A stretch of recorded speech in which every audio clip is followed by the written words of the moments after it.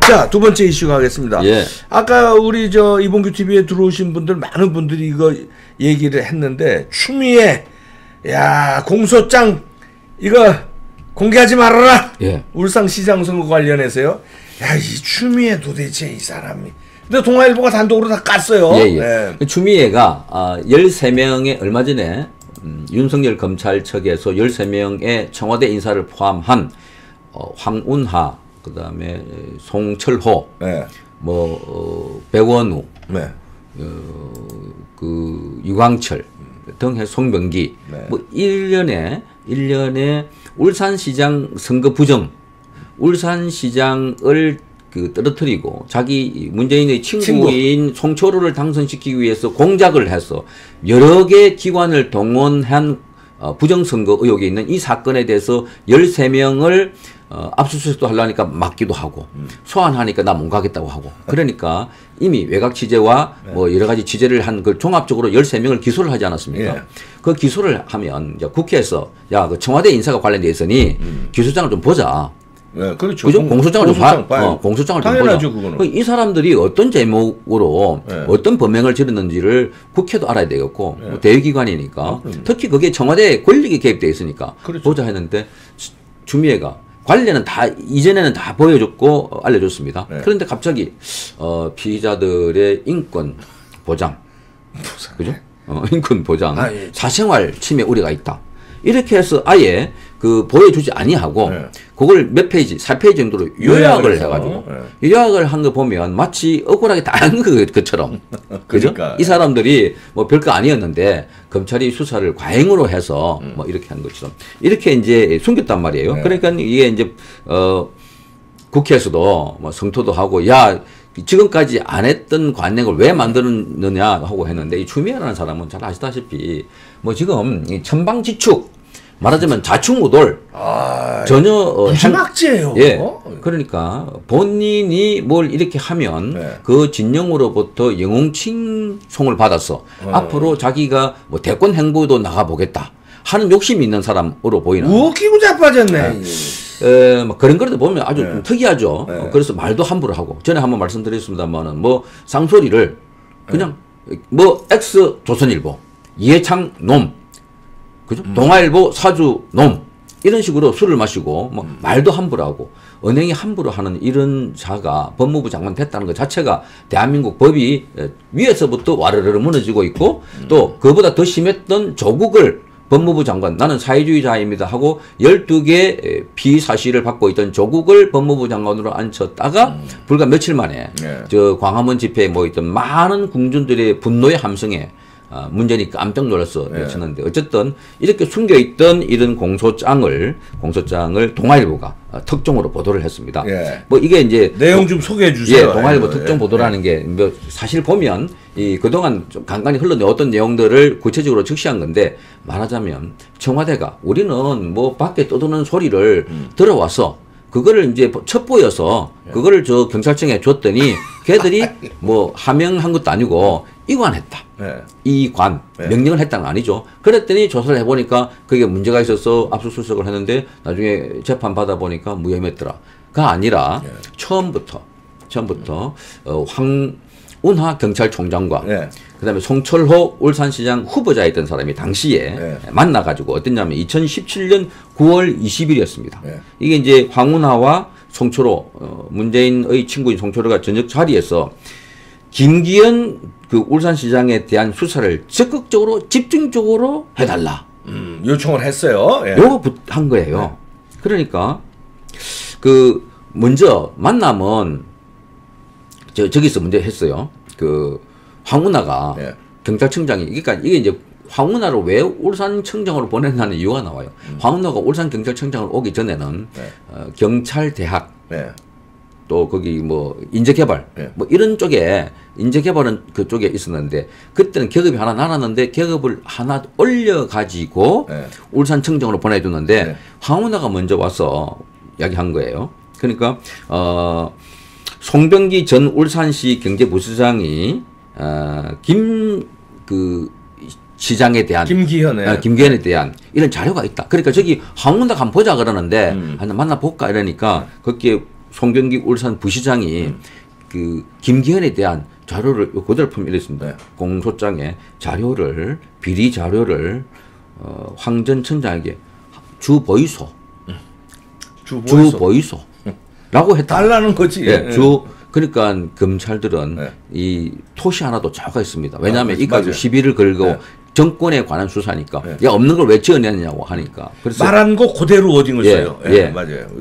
그러니까 이 관련된 송 시장은 여기 이제 관련된 거를 김기현 시장에 대한 비리를 쫙 모아놨다는 거예요. 말하자면 비리라가 아니라 관련된 소문들 뭐 이렇게 뭐 첩보 같은 내용들을 다 모아놨다는 거 아닙니까? 그렇게 해서 이걸 청와대 박형철 반부패관이 청와대에 전달했고 청와대에서는 이제 박형철이가 경찰에 하달했고 경찰이 다시 수사를 하는 이런 패턴을 취했는데 그동안 이 수사 내용을 뭐 조국은 날 잘 모른다 그러고 그건 경찰에서 알아한 것도 했는데 무려 15번이나 15번 보고를 받은 거예요. 그러니까 그럼 그 짧은 시간에 그 일주일에 한 번 꼴 이상 6일에 한 번 6일에 한 번 꼴 보고를 받은 거예요. 그 보고를 받고만 있었겠습니까? 지시했겠지 또. 왜 15번이나 보고를 했겠습니까? 아주 중대한 사안이다.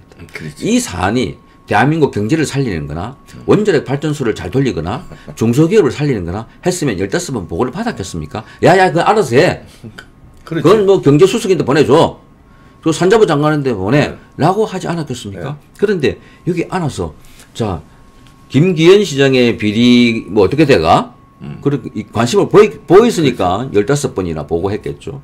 이렇게 보고해가지고 지금 그 관련된 기관이 7개 기관 청와대 안에 총동원 되는구나. 아주 총체적으로 아주 전방위로. 정무 거기 공직기관 비서관실 정무비서관실 뭐 이건 또 인사도 했으니까 그다음 뭐 국가군영발전위원회 등등 해서 모든 기관이 총체적으로 개입해서 요 김기현을 떨어뜨리고 그다음에 황운하 송철호를 당선시키기 위한 모든 모의를 한 것들이 여기에 다 들어있다. 이렇게 봐지면 이거는 기본적으로 그 청와대가 기획을 해서 처음부터 김기현 시장을 떨어뜨리고 송철호를 당선시키기 위한 거였다. 자, 그러면 이 전체 17개 기관의 비서관실 안에 있는 기관이 움직이려면 비서실장. 당연히 비서실장이지. 컨트롤돼야 되고. 자, 비서실장이. 비서실장에 연관도 없는데 비서실장이 송철호하고 무슨 관계 있다고. 연관 없어. 이걸. 총체적으로 움직여. 나갔겠습니까?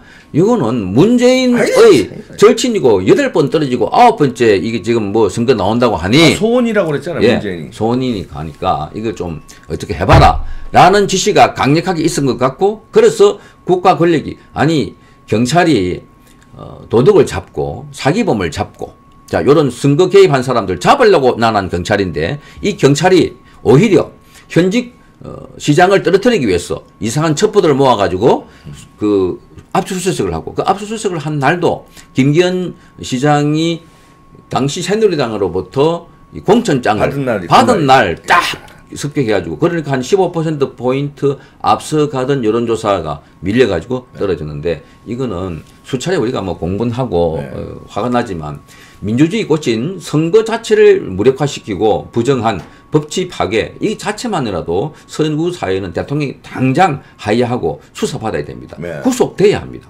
이거 지키지 않으면 그 어떤 선거도 우리가 정당하게 법적인 절차에 따라서 선거가 이루어진다고 우리가 믿겠습니까? 그러니까 다른 지역에 유사한 게 많았지 않습니까? 뭐 창원도 있었다. 몇 군데 어디죠? 뭐 사천도 있었다. 그 뭐 자살한 사람도 나왔고. 창원에서는 자살했잖아요. 억울해서. 그러니까 이제 그 15번을 보고받았다는 거는 지금 그 전방위로 했는데 그 뭡니까? 야, 요거는 요렇게 하고 압수수색 압수수색 날짜는 가서 요 저 당에서 얘기 들어보니까 요 날 몇 월 며칠 날 공천장을 준다니까 야 그럼 효과를 극대화하려면 그날 쳐라. 경찰청장이 당에서 공천 언제 주는지 어떻게 알아요? 그걸 이제 청와대에서 다 조율하는 거예요. 당에 야 공천 언제지? 그날이지. 야 그럼 그날 김기현이 치고 이거를 15번 만나면서 다 작전 지시가 들어간 거예요, 이게. 그러니까 이 청와대 비서실이나 청와대에서 대한민국 살리는 일에 국민들이 소득주도 성장이라는 이름으로 일가족들이 자살하는 사태가 속출하고 있고 자영업자들이 문을 닫고 밤잠을 이루지 못해서 장사가 안 돼서 이렇게 고통스러워하는데 그거에 관해서 회의를 해서 15번, 20번 지시도 내리고 파악해야 되는데 자기 친구를 당선시키기 위해서 15번이나 보고를 받고 그죠? 그 보고받는 과정에 황운하는 기존에 있는 수사하던 경찰을 교체시켜 버렸습니다. 왜? 기존에 있는 수사하는 경찰이 별 죄가 아닌데요. 그렇지. 예, 뭘 문제가 없는데요 하니까 요 놈은 말을 잘 안 듣는다고. 그 교체시키니까 새로 그 자리에 앉아놓은 성모 경사. 네. 이 사람들은 자기가 그 자리에 왜 왔는 걸 알잖아요. 네, 그렇죠. 그죠? 앞에 그 역할로 꽂은 그렇지. 거니까. 그러니까 무리하게 수사를 해서 결국은 그 자들은 구속이 됐습니다. 네. 그러니까 이 13명에 대해서 지금 윤석열 검찰이 기소를 했습니다. 구속도 못하고. 그러니까 청와대에 압수수색 하려고 하니까 압수수색도 거부해버렸고. 그러니까 또 최강욱에 대해서는 기소를 하니까 검찰이 구태타를 한다 그러고 네. 공수처가 생기면 바로 니 같은 사람을 데려가기 위해서 맞는 거야. 라고 협박 내지는 압박하는 듯한 발언을 한.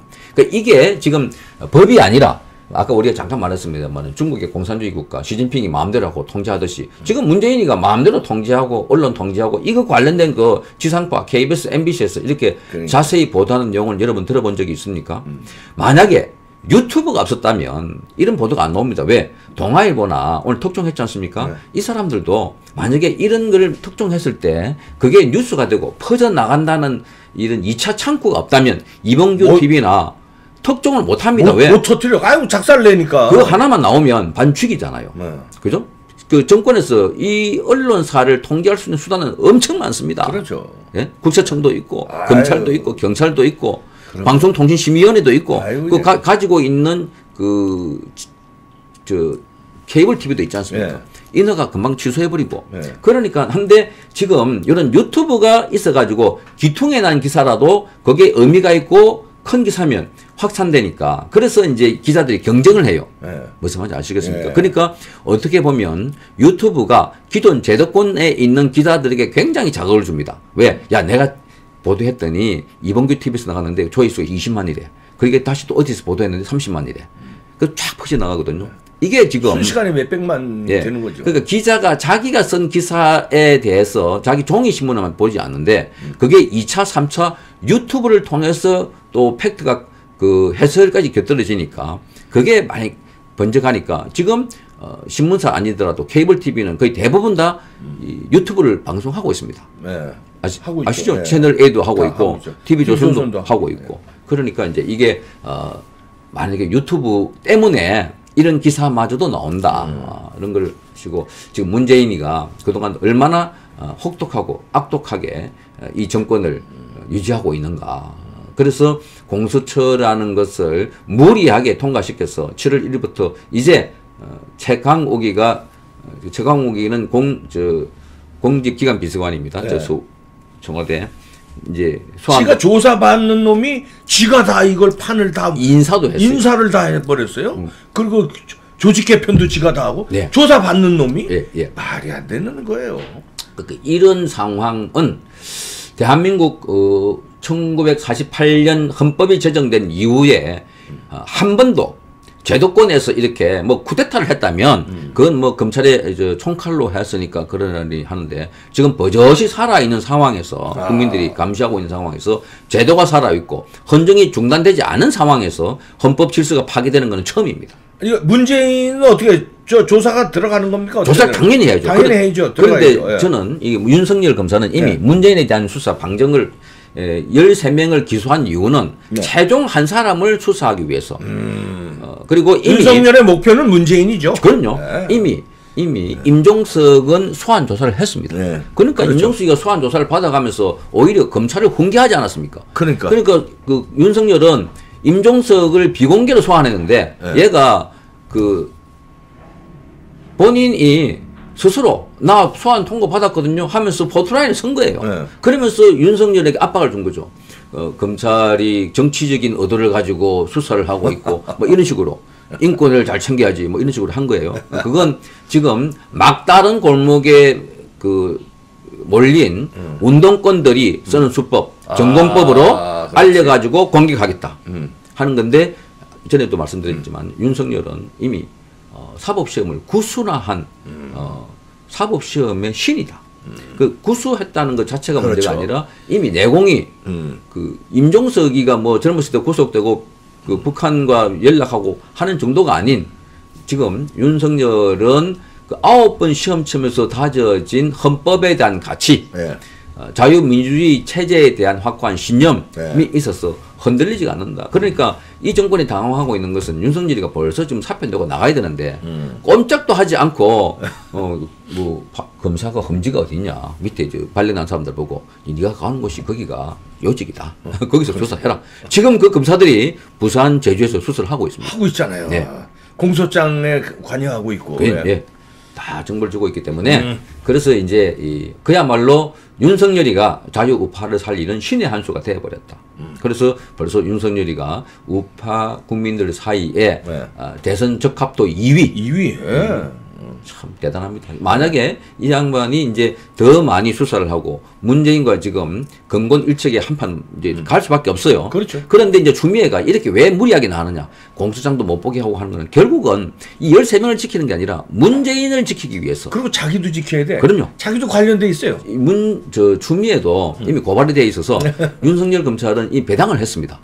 이 배당을. 근데 그 배당을 받은 검사들이 추미애 편이 아니라 윤석열 편에 있는 사람에게 배당을 한 거예요. 그러니까 여기도 곧 수사가 들어가면, 이게 이제 4월 15일 날 선거와 우파 국민들 지금 계속 모이지 않습니까? 네. 2월 29일 날 거대한 움직임으로 모여서 3월 1일까지 가자. 네. 이렇게 돼 있었어.